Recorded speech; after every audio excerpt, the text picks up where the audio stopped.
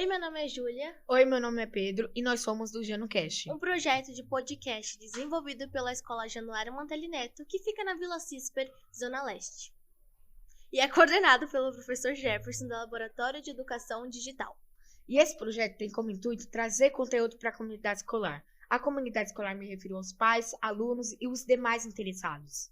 E hoje receberemos aqui a coordenadora Cristiane. Seja muito bem-vinda, dona Cristiane. É uma honra receber a senhora aqui no nosso primeiro, podcast, aqui no nosso primeiro vídeo.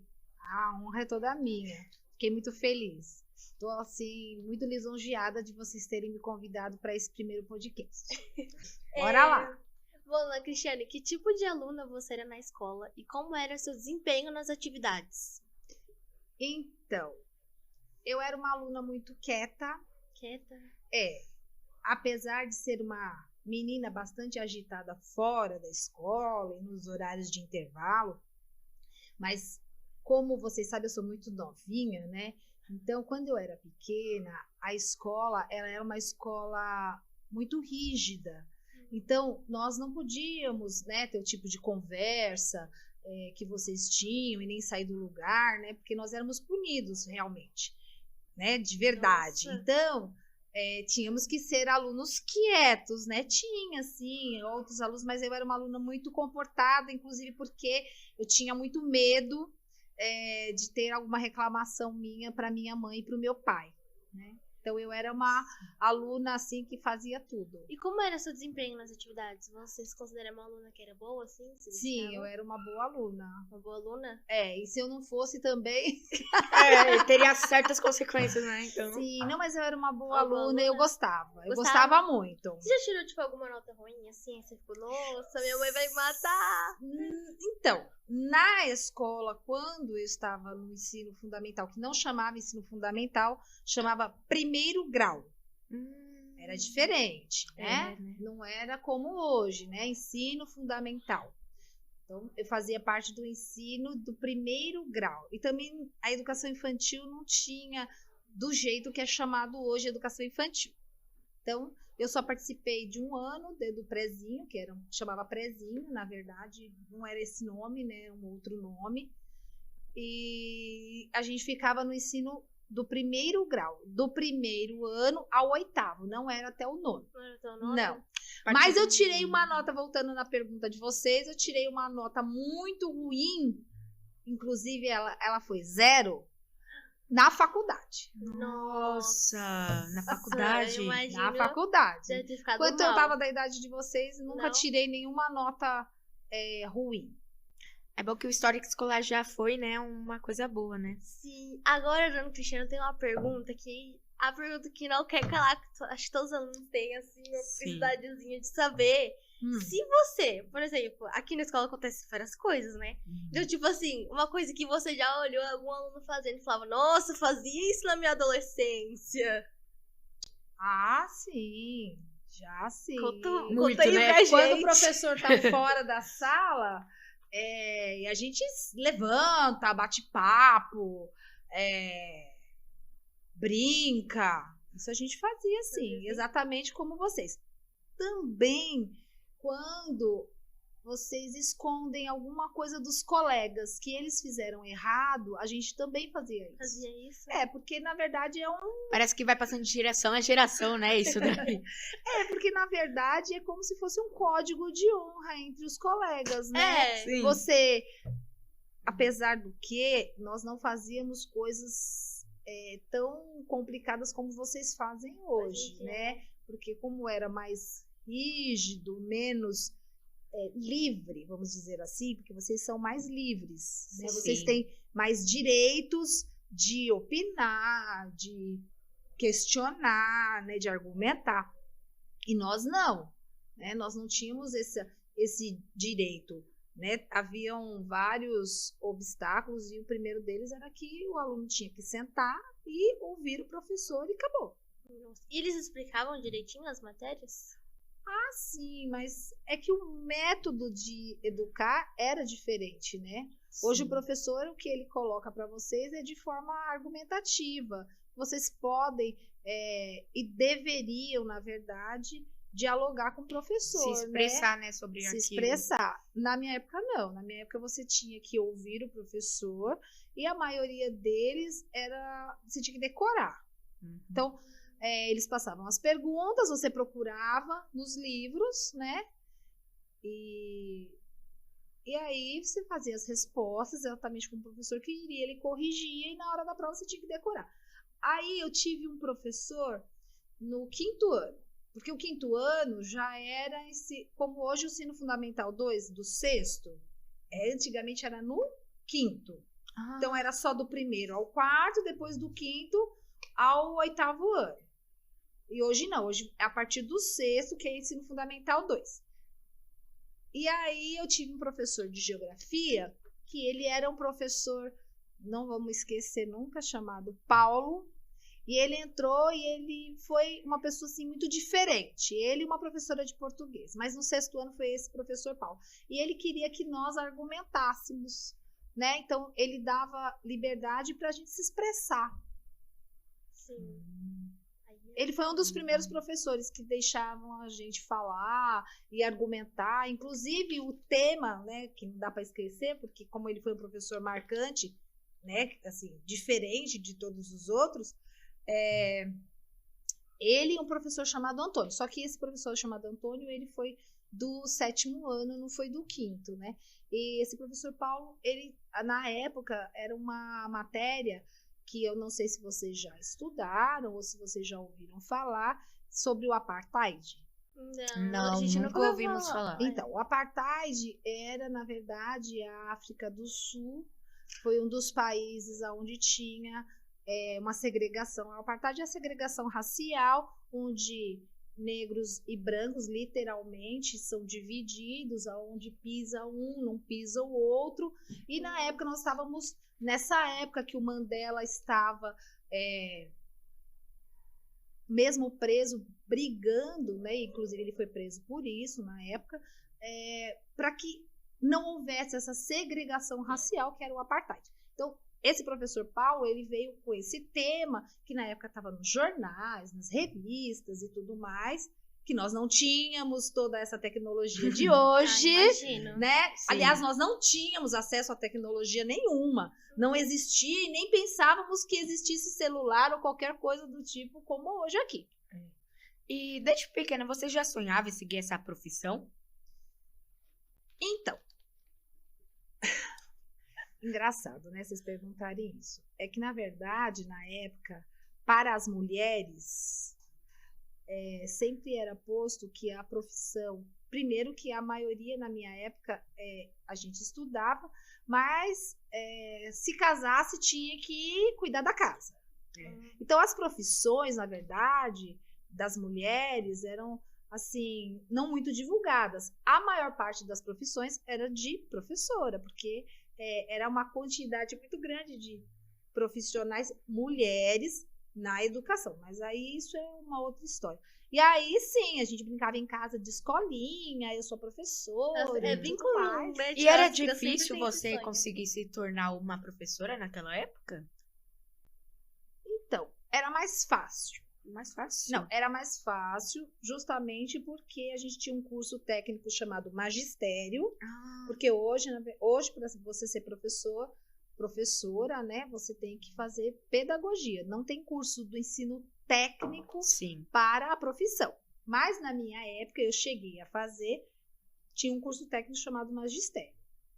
O acesso, ele não era tão fácil, porque a gente também fazia vestibulinho, como se faz para a ETEC hoje, para poder entrar para cursos profissionalizantes como o do magistério. Então você sempre teve esse sonho de ser professora ou você já cogitou sim ser professora, uma outra profissão? Então, como aluna pobre da escola pública, porque vocês hoje têm acesso a bastante coisas que nós não tínhamos muita coisa antes, né? Nós não tínhamos de jeito nenhum, mas a dificuldade era muito grande. Eu até quis fazer um curso, só que quando eu fui para me inscrever, que era a minha segunda opção, eu queria fazer química, mas eles acabaram com o curso técnico de química na época que eu fui fazer. Só que eu queria química, na verdade, porque eu gostava de ciências, né? Eu adorava ciências. Nossa, uma matéria maravilhosa. Eu adorava ciências. E até me identificava bastante com a matéria. Mas aí, a profissão de professora ficou mais acessível para mim, né? Eu precisava trabalhar assim que eu terminasse o ensino técnico, né? Eu tinha que trabalhar. Então, já que eu gostava e desde criança brincava de professora, eu achei que eu ia me dar bem, sim. Que bom, né, Cristiane? E eu também era catequista na igreja, então eu cuidava do pessoal na igreja, né? Para outras religiões, escola dominical, né? Então Você já teve mais ou menos uma experiência, né? Isso. Que bom. Qual foi sua primeira impressão quando você entrou aqui na escola? Acolhedora. Acolhedora? Uma escola muito acolhedora. As pessoas muito de braços abertos para quem vem. A escola Januária foi a primeira escola que você trabalhou? Não. Pode falar a primeira escola? Pode, claro. Tá, a primeira escola que eu trabalhei, vocês devem conhecer, é o Joaquim Torres, ali no Jardim Verônia. Eu tinha acabado de sair do curso do magistério, e aí, naquela época, para entrar na prefeitura, precisava fazer concurso público, e para o estado, não. Então, eu me inscrevi como estagiária. E aí, fui chamada pela delegacia, né, regional de educação, de ensino, na verdade, e essa era a escola mais próxima que precisava de professora. Quer dizer, de estagiária. Eu nem fui como professora, fui como estagiária. E aí, fiquei só 4 meses de estagiária. E aí, já me deram uma sala de aula com uns alunos, assim, bem bonzinhos. Ai, que bom, né? Começar já com... Nada, menino! Uns aluninhos danados, bem danados, mas você conseguiu auxiliá-los? Sim. Todos... Foi de boa, então, né? Sim. Você ficou com medo, você assim, conseguiu quando se você adaptar? entrou, você já entrou assim, tipo, vai dar certo? Então, na verdade, eu era muito impetuosa. Eu não tenho muito medo das coisas. Acho que quando eu decidi... Quando a gente decide que a gente tem que enfrentar os medos, não tem obstáculo. Então, eu tinha determinação que eu precisava pagar a minha faculdade, que na época eu tinha acabado de perder meu pai, e o salário da minha mãe era um salário muito baixo, né? Ela também trabalhava na educação, era um salário bem baixo, e aí eu tinha acabado de perder meu pai, eu decidi que eu precisava pagar minha faculdade, então eu tinha que enfrentar qualquer coisa. Mas, como eu disse para vocês, como eu gostava muito, não foi assim, não foi difícil enfrentá-los, inclusive porque eu comecei a enxergar que os alunos, muitas vezes que dão um pouco mais de trabalho, eles têm outras necessidades. Sim. E aí eu enfrentei e acabei dando certo. Né? Foi fácil. Você chegou onde queria, né? Sim. Fácil não foi, mas eu cheguei. E quais dificuldades você enfrentou quando você começou sua carreira? Então, na verdade, a maior dificuldade quando eu entrei como estagiária na escola foi as pessoas acreditarem em mim que realmente eu ia continuar no magistério. Porque a gente tem sempre alguém que desestimula, né? Então, eu tinha bastante gente que desestimulava, principalmente professores muito antigos, que falavam que eu não deveria, que eu era muito jovem, que eu não deveria continuar, que eu deveria procurar outra coisa, porque eu era muito dinâmica. E aí, quando eu olhei para a pessoa, eu falei assim, não, eu quero isso e vou continuar disso que eu gosto. E, dona Cristiane, quantos anos no rumo a senhora tem na educação? E o que mais te marcou na sua carreira? Eu tenho 32 anos de magistério. Caraca. Nossa, muito tempo! Então você já tem, né? Então, na verdade, porque assim, dando aula e dentro da educação, eu tenho 32 anos, porque eu comecei, eu tinha ainda 17 e ia fazer 18. Só que antes disso eu fiz magistério. Então, o magistério eu fiz a partir dos 15 anos, na verdade. Porque a gente entrava com 7 na escola. Então, eu fiz a partir dos 15 anos. Então, assim, na educação, dando aula há 32 anos. Mas, desde sempre, eu acho que eu tô no magistério. Nossa, então já tem bastante tempo já, né? Sim. E o que mais te marcou na sua carreira? O que mais marcou na sua carreira? Assim, você olha e fala... Caraca, do nada, assim, fica O que pensa... mais marcou assim, na o que minha mais carreira? Então, gente, é uma pergunta difícil de responder. É que já É que marcou são várias tantas coisas, coisas, né? né? Mas fala um ponto, assim, a gente sabe que tem vários, mas fala um que você, tipo, marcou muito mais do que as outras. Você olha e fala, nossa.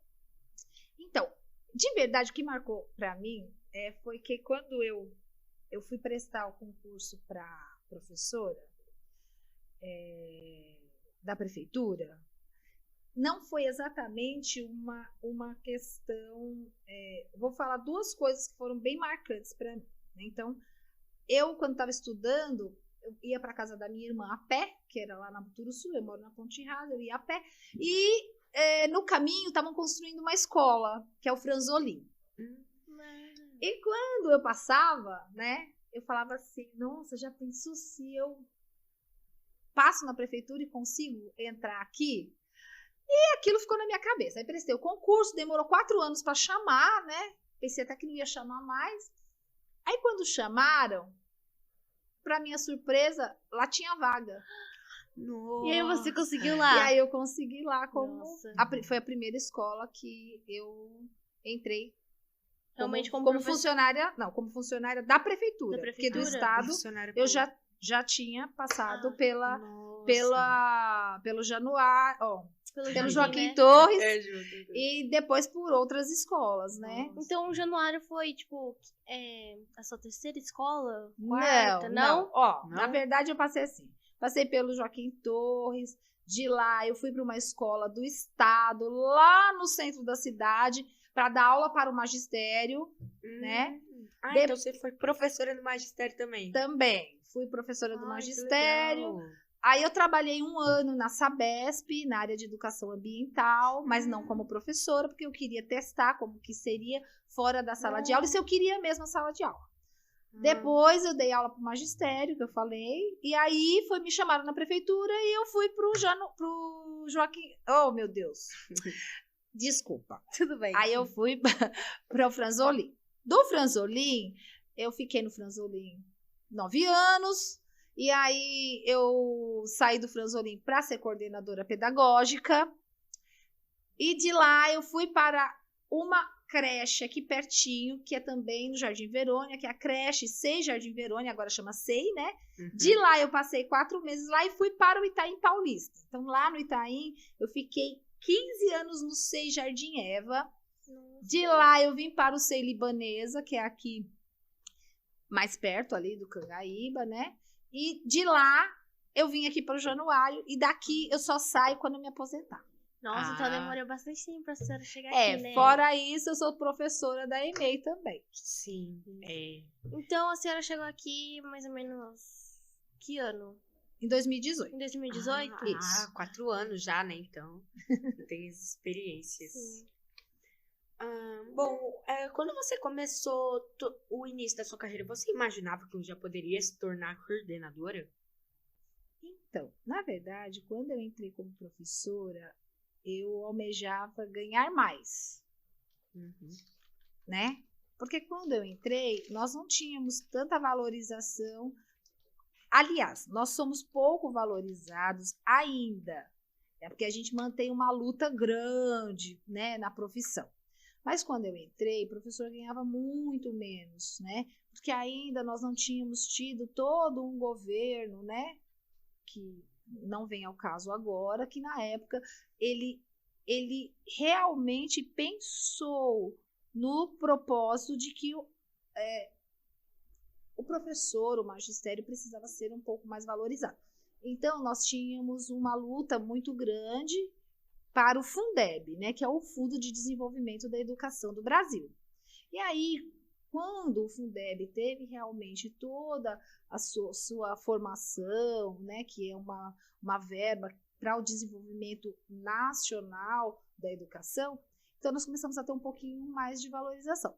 Quando eu entrei na prefeitura, que eu vi que a carreira de coordenador, né, de gestor, era bacana, conforme eu fui participando da escola, eu fui percebendo, e algumas pessoas foram falando, olha, você deveria ser coordenadora, você deveria ser coordenadora. E aí, quando eu estava lá no Franzolin, eu passei designada, né? O que é designada? Uma coordenadora que era do cargo, ela entrou em licença médica e eu fiquei um tempo, e aí eu acabei gostando.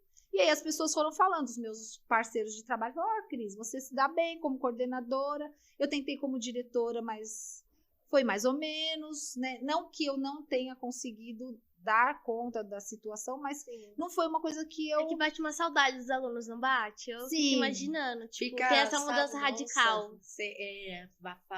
Você pensa assim, ai, que saudade de explicar a matéria. É porque é basicamente uma mudança radical. Tipo, do nada é professora, aí já vira pra coordenadora. Só que aí como coordenadora, é o cargo onde você tá mais próximo de todo mundo. De todo mundo? Então, como o coordenador, ele é mediador. Então, vocês não me procuram? Sim. Sim. Muito mais do que a direção, não é? Sim. Então, eu fiquei mais próxima. Então, eu achei que realmente todo mundo tinha razão. Eu estava perto dos alunos, eu estava não dando aula, mas de uma outra forma, como formadora dos professores, como articuladora das famílias e com a direção. Então, eu me identifiquei. Não é fácil, mas eu gosto. Muito mais do que da direção. E você percebeu que mudou em geral. Isso. Então, vamos lá. Né? Vou dar, assim, 3 exemplos. Tá bom. A escola sempre foi acolhedora, ela não deixou de ser acolhedora, essa é uma coisa que permaneceu. Eu acho que a escola, ela melhorou no aspecto físico muito, Verdade. né? Teve bastante investimento e continua tendo investimento. Olha só essa sala aqui, que coisa bacana. Isso, né? Todas Não as salas com os teleprojetores. Mas quando eu entrei aqui, a escola já tinha, assim, muita coisa bacana, né? Que permaneceu e outras foram evoluindo. Agora, eu posso dizer que nós, a maior mudança que eu vejo, né, é que, assim, o corpo docente e os funcionários foram, com o passar do tempo, eles já tinham essas características, mas eles me acolheram muito bem. Então, essa foi uma mudança porque, assim, quando você entra numa escola que todos já estão na escola e você é única. Porque assim, você entrar como professora, você é um professor do grupo. O cargo do coordenador é você, numa MF, você e mais uma pessoa. Então você já entrou coordenadora daqui do Genu? Sim. Eu achei que você tinha virado professora. Sim. Não, porque é um cargo, né? Uhum. Então, esse cargo que eu tenho desde quando eu saí lá do Franzolin. Então, a gente faz uma que eles chamam de remoção. Qual é a... Você é professora de português? Não. Qual é a sua matéria? Não. Além de pedagogia. Então, não, a pedagogia, ela faz com que eu possa dar aula desde lá dos bebês da creche, que são professoras, até o ensino fundamental 1. Tá? Então. Agora, no ensino fundamental 2, eu só posso, se algum professor, por acaso, houver necessidade, que eles falam que vamos dizer assim, módulo. Mas eu não era professora de fundamental 2, eu era professora de alfabetização.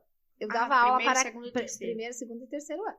Dona Cristiane, e qual é a sua visão sobre o ensino público? Eu acho que o ensino público, ele é primordial, indispensável. Concordo. Eu acho que o ensino público, ele precisa de investimentos pesados. Muito. E ele precisa de valorização de quem faz uso do ensino público. Sim, porque dizem que... só porque é escola particular, que a pública não tem recursos bons. Sim. Tipo, só a particular sai alunos excelentes, formados, né? Que vão ter uma vida boa. Tipo, aí pensa o contrário do ensino público. Então, na verdade, isso é uma questão, assim, bem delicada, viu? Porque não é uma coisa ou outra. Hoje, as escolas particulares da região, elas estão totalmente equivalentes às escolas públicas que a gente tem aqui. Eu estou falando da que eu conheço. Então, eu conheço há tantos anos a escola pública municipal. A grande questão é que, assim, a escola particular, ela investe no funcionário, né? Então, fica mais próximo do aluno.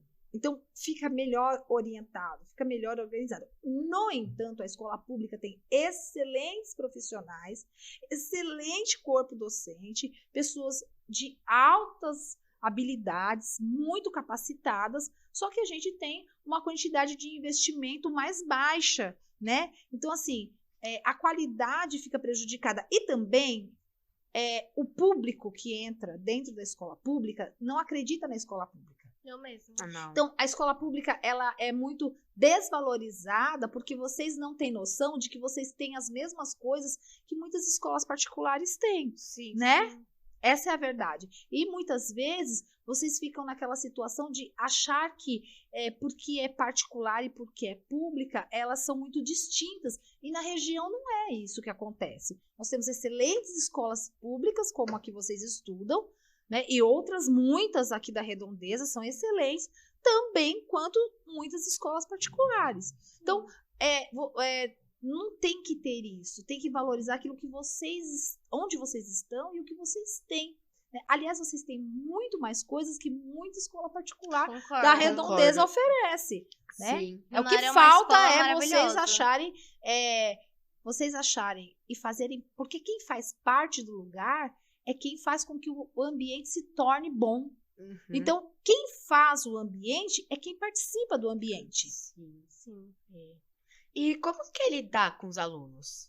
Não entendi, desculpa, Pedro. Como que é lidar com os alunos? Como que você lida com os alunos? Tipo, cada situação, assim, mais na verdade, primeiro eu tento ouvi-los, né?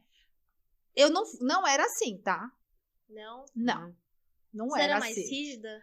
Eu era mais brava. Mais brava? Não rígida, mas eu acho que eu era mais brava. No sentido de eu ouvia menos. Mas aí a gente vai se aperfeiçoando, né? A gente vai estudando, nós vamos convivendo com as pessoas, porque a convivência ela é importante. E uma coisa que a gente precisa ter na nossa profissão é sabedoria. Com certeza. O que é sabedoria?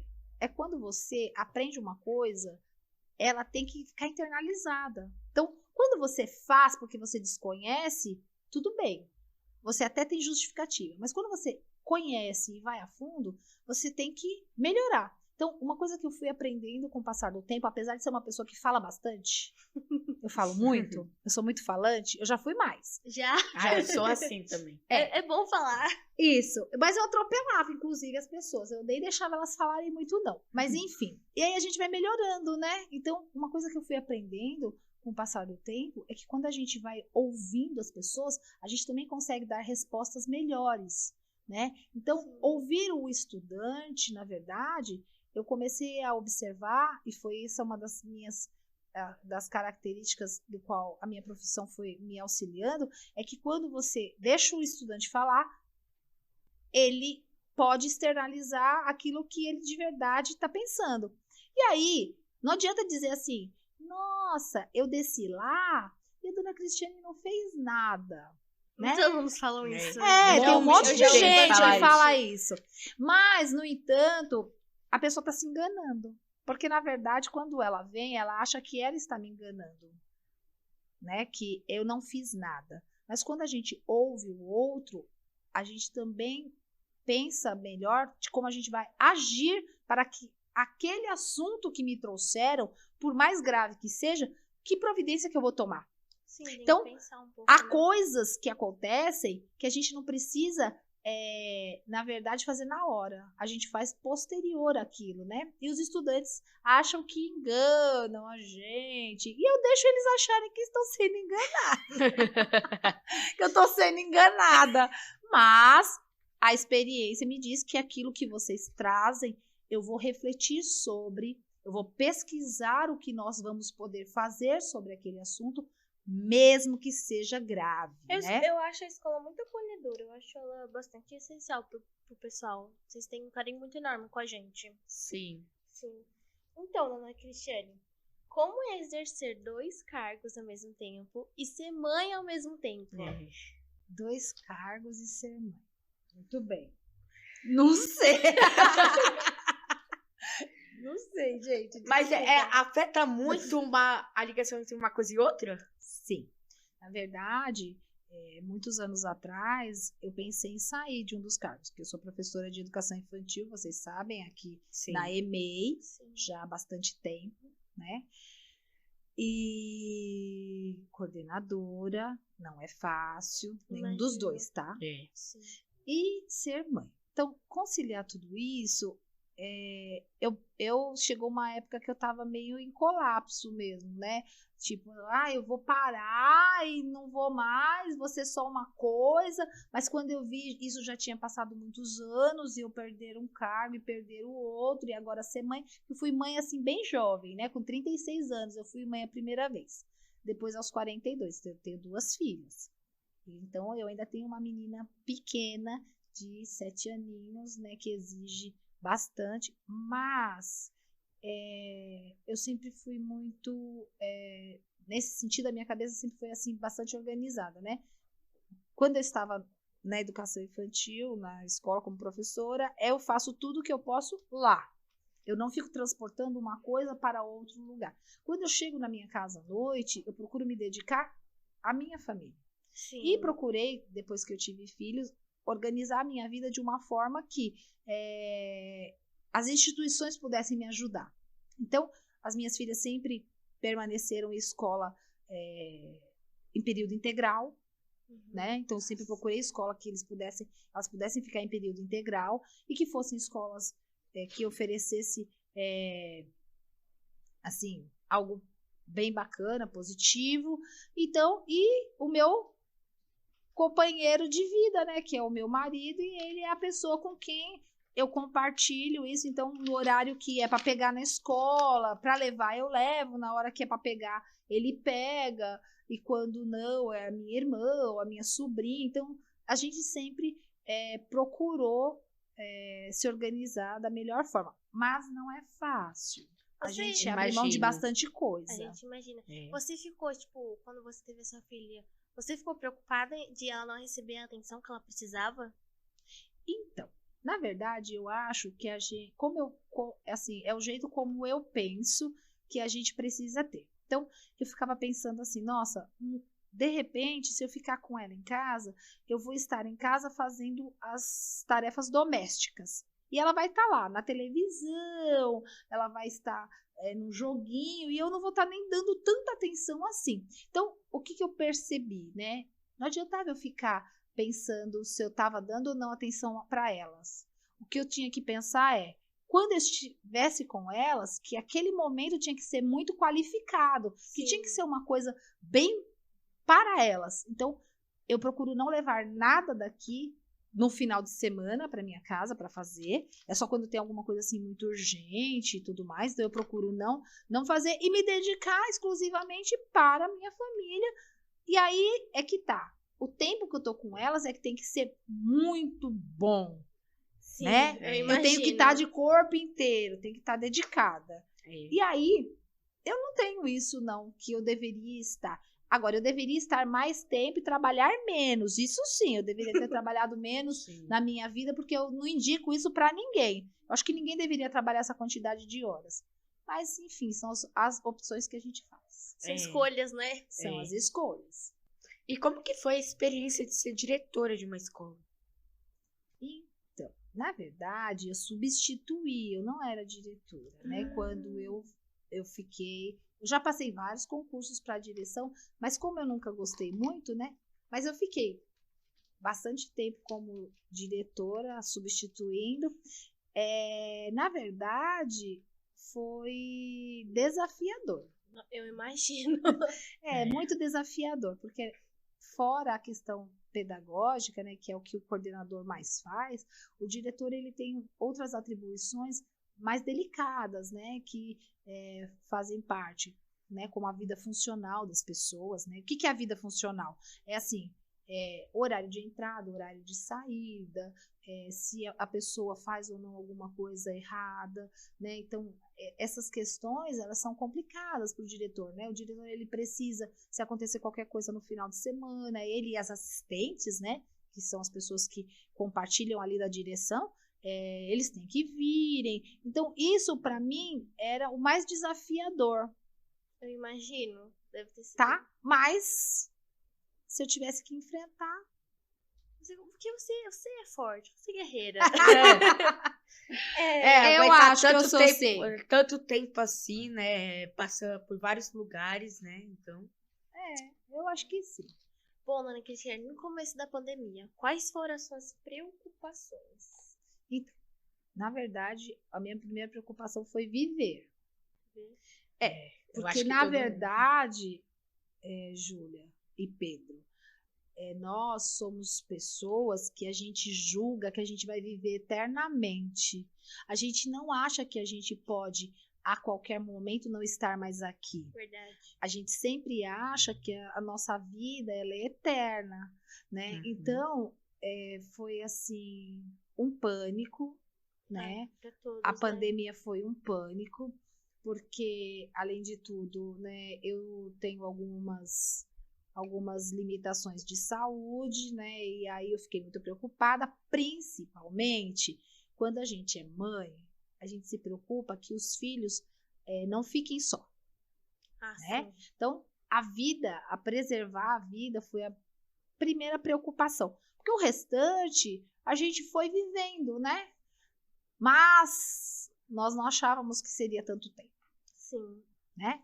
E aí, nós fomos vivendo um dia de cada vez, com muitos desafios, com muitas questões, e fomos passando. E em relação à escola, quais foram as suas preocupações? Então, era atingir os alunos, né? Como que nós íamos conseguir atingir os alunos estando tão longe? Né? E assim, a gente sabe o quanto as famílias estão vulneráveis, né? Como a nossa, mas nós menos do que as outras famílias, né? Então, as famílias fragilizadas, vulneráveis, a questão da vulnerabilidade, vocês sabem que passa por um monte de questões, e a principal era a tecnologia. Como é que a gente ia atingir os estudantes que não tinham acesso a absolutamente nada, muitas vezes nem acesso à alimentação direito, né? Então, essa foi a maior preocupação que nós todos, né, minha e de toda a escola, era de atingir, né, a todos os estudantes de alguma forma, porque a gente sabia que as coisas iam ser muito complicadas. E quais foram as dificuldades dos professores no EAD? Eu imagino que deve ter sido várias, né? Para conseguir reunir toda a turma. Para conseguir se comunicar, juntar, então... Então, na verdade, se eu falar para vocês que o corpo docente dessa escola, ele é muito empenhado, gente. Muito. Então, assim, nós tivemos muitas dificuldades, inclusive no sentido de como nós íamos nos organizar para conseguir articular da melhor forma possível todas as novidades que estavam vindo, né? Mas eu não posso dizer que, como coordenadora, eu tive dificuldades com o pessoal. Eu não tive nenhuma dificuldade. Eu imagino que os professores são excelentes daqui. Então, mas por quê? Porque nós temos... a gente compartilha realmente das questões. E a gente tenta entender, né? Eu vou falar um pouco assim, mais no popular, a gente tenta entender um pouco a neurose um do outro e a gente vai se ajudando também, né? Então, assim, é um corpo docente que se ajuda muito, né? Se auxilia muito. Então, quando um não sabia, o outro ajudava, o outro ligava, o outro falava, não, olha, você faz assim, você faz dessa forma. Então, e assim, o tempo todo, né? Eu, a Lígia e todo mundo que fazia parte na época, a gente tentou de todas as formas que fosse mais leve possível, leve no sentido assim, de pesar menos, porque já estava muito pesado. Eu imagino. Né? Para todo mundo já estava pesado. Então, quando um falava assim, olha, não estou muito bem hoje, então a gente tentava respeitar ao máximo, porque e quando um não conseguia, a gente tentava pensar que não, ele não conseguiu não porque não quis, mas porque realmente a situação está tão complicada e às vezes a pessoa não queria contar que estava com alguém da família com Covid, que estava passando, né, a cabeça estava muito ruim porque alguém poderia pegar, porque tinha que pegar ônibus. Então, foram várias questões, mas todo mundo se apoiou muito, né? Então, assim, se eu disser que eu tive dificuldades reais com o pessoal, não é Isso é verdade. muito importante, né? Nossa. Em relação à escola, a escola ficou fechada ou, tipo, vocês vinham, assim, de vez em quando pra cá? Então, na verdade, assim, quando disseram que a escola tinha que fechar, né, alguns funcionários tiveram que vir revezando, né, na verdade. Por quê? Porque tinham coisas que precisavam ser feitas aqui, como, por exemplo, entregar material para os alunos que não conseguiam ter acesso, né, a tecnologia. Então, assim, a gente teve que ir realmente, né, tentando conciliar quem conseguia, quem não conseguia, para a gente não se encontrar muito, né, nem próximo, porque estava todo mundo com medo e né, uma doença desconhecida que atacou o planeta todo de uma vez só. Considera que a escola está preparada para receber alunos com deficiência? Então, olha, se eu for pensar na época que eu entrei na escola, hoje a gente tem, sim, uma evolução muito grande em relação à questão não só da deficiência, mas também dos transtornos, porque a gente tem aonde buscar, né? A gente tem a sala de recursos, né? Que tem a professora Tânia, né? A gente tem todo um apoio fora da escola também. Hoje a escola tem, essa escola aqui tem um elevador, então a gente procura acolher as famílias, verificar. Só que ainda falta muita coisa, né? Para poder realmente nós sermos uma escola inclusiva. Inclusive, nós precisamos, e às vezes a gente fica meio preocupado, é porque muitas vezes a escola inclusiva, ela passa também pelos colegas que não tem nenhum transtorno e não tem nenhuma deficiência, entenderem que os colegas que têm que terem um pouco mais. Vocês gostam dessa palavra que está na moda, né? Empatia, mas eu vou mais fundo, né? A gente precisa ter carinho mesmo, afeto, sim, né? Sim. A gente precisa ter solidariedade. Eu acho que muito mais que empatia, porque empatia é só você se colocar no lugar do outro. Mas quando você tem solidariedade, você olha para o outro e você se solidariza em ajudar, em não discriminar, não isolar, sim, né? Então, você precisa ter o quê? Solidariedade. Então, sim, nós seríamos uma população mais inclusiva e a escola é o lugar que vocês têm que aprenderem isso. Sim. Antes de o Pedro continuar, dona Cristiane, fica à vontade para beber água, tá bom? Ah, não, eu falo. Depois eu bebo água. Tá bom. Vamos lá.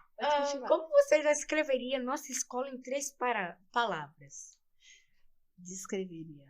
É uma escola acolhedora, é uma escola movimentada, né?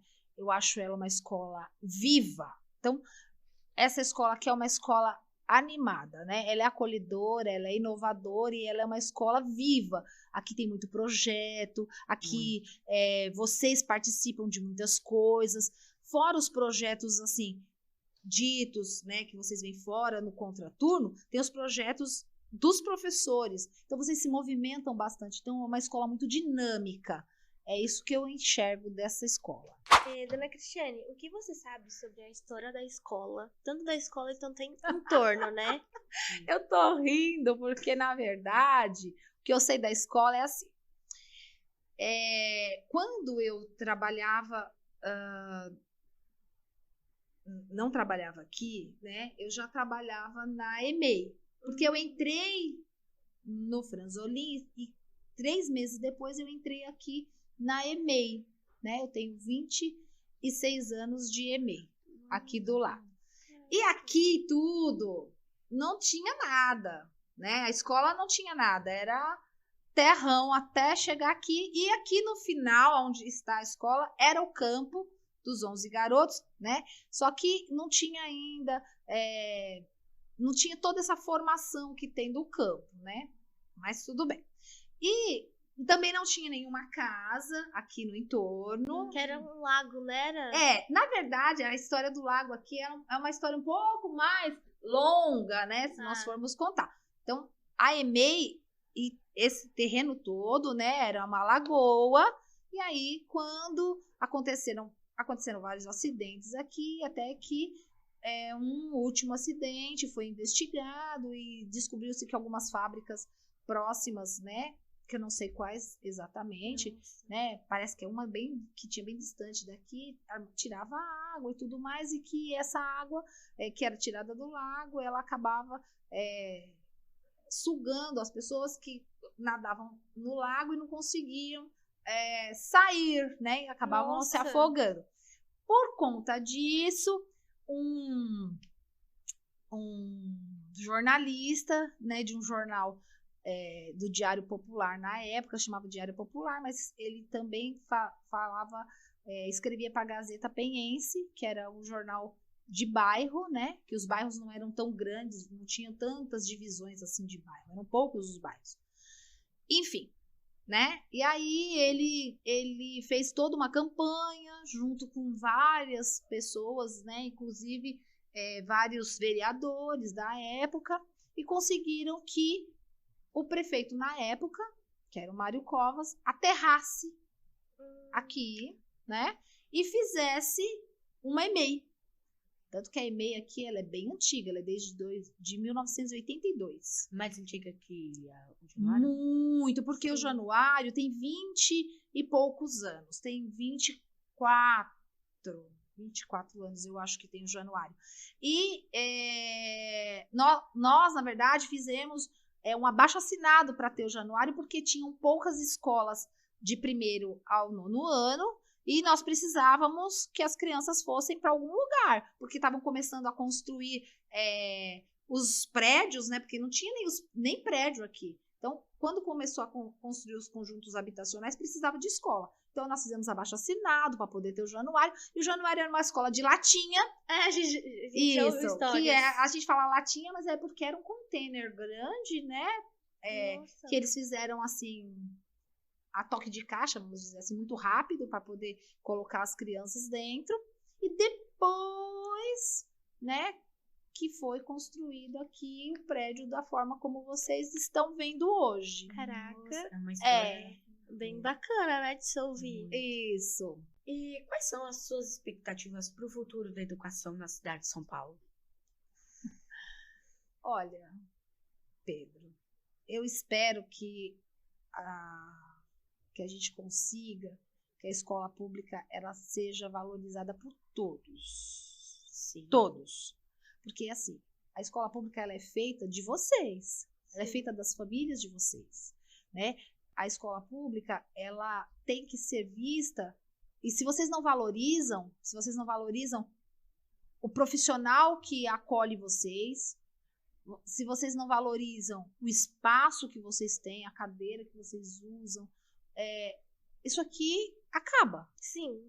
Inclusive porque o espaço só melhora conforme vocês também vão melhorando. É uma troca, né? Então, eu acredito que a educação pública da nossa cidade, ela tem muito a melhorar, né? Eu sou uma pessoa muito otimista, apesar de que a gente precisa que vocês sejam pessoas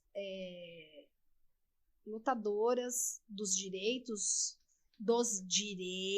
para a melhora e não para o uso indevido do direito, porque há uma confusão aí, né? O estudante, ele acha que, assim, eu tenho direito a ir ao banheiro. Sim, claro, você tem direito a ir ao banheiro. Ninguém vai te impedir de ir ao banheiro, desde que você não tenha acabado de voltar do intervalo que você tinha o espaço de ir ao banheiro. Então, é um direito, mas é um direito que tem toda uma convivência social e de regras. Então, nós vivemos numa sociedade com regras. Sim. Se nós não tivéssemos regras, a gente não conseguiria conviver, porque senão a gente ia viver se atacando uns aos outros. Aqui também não tem uma regra, né? Sim. Vocês me perguntam, eu respondo. Sim. Eu não posso sair falando o que eu quero, não é isso? Sim. Então, nós precisamos ter esse tipo de consciência, né? E é aqui onde a gente tem os limites. Então, o limite aqui é aprender que conviver socialmente é também conviver com as regras, né? Então, eu acredito que a educação pública, ela será de alta qualidade, sim, né? A gente luta todos os dias para que vocês tenham uma educação de qualidade muito boa, né? E que temos condições. Mas a gente também luta fora da escola. Sim. Muito, né? Então, a gente luta quando a gente tem o direito ao voto, a gente luta quando nós vamos, a gente mobiliza vocês para que vocês percebam, né, que para ter direito a gente precisa cumprir os nossos deveres, né? Então, antes mesmo do direito, a gente tem que cumprir o dever. Qual é o nosso dever? De saber o porquê que a gente tem aquele direito e até onde eu posso ir, né? Então, é uma troca, né? Então, nós temos que estar sempre aprendendo. Eu tenho deveres antes de ter direitos, né? Verdade. E a educação é isso, né? Mas eu acredito, sim, que a gente ainda vai ter uma educação muito boa, com perspectivas melhores, né? Vocês estão aí, e se eu não tivesse eu não continuaria na educação se eu não tivesse perspectiva de que ela vai ser melhor, porque vão ter vocês, né? Vocês vão estar aqui para poder fazer com que isso continue a melhorar. Sim, dona Cristiane. Muito obrigada pela presença, a gente adorou entrevistar Sim, você. foi muito bom. E muito obrigada, né? Por a senhora ter tirado um imagina, tempinho para ter vindo aqui. Claro, Eu fiquei foi uma muito honra. feliz. E é isso, pessoal. Muito obrigada por vocês terem assistido até aqui. E não se esqueça de seguir o nosso podcast lá no Instagram. Qual que é, Pedro? Janu_cast. E é isso, pessoal. Um beijo. Posso Obrigada, falar uma dona Cristiane. coisa? Pode falar, pode falar. Ó, para encerrar, eu gostaria de falar que a gente faz o espaço onde nós estamos. Sim. Então, não sejam pessoas que olhem sempre e vejam coisas ruins nos outros. Sim. Dê primeiro o direito das pessoas se defenderem, né? Então, a gente precisa primeiro olhar sempre com um olhar melhor, não um olhar de que aquilo está acontecendo. Como aqui, por exemplo, hoje, né?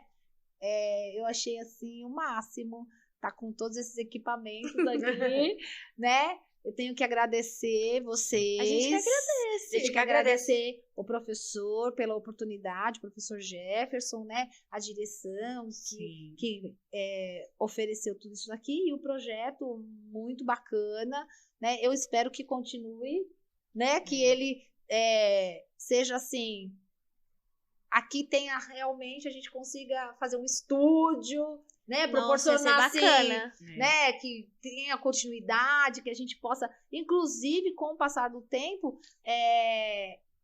vocês quererem realmente estar, né, dentro daqui quando estiverem fora daqui. Ai, eu Né? quero. Ai, Eu já sim. falei pro professor me chamar, e professor. Claro, Tá né? bom? Tá bom. Eu que agradeço, muito obrigada. Vocês são ótimos entrevistadores, continuem assim. Muito boas perguntas.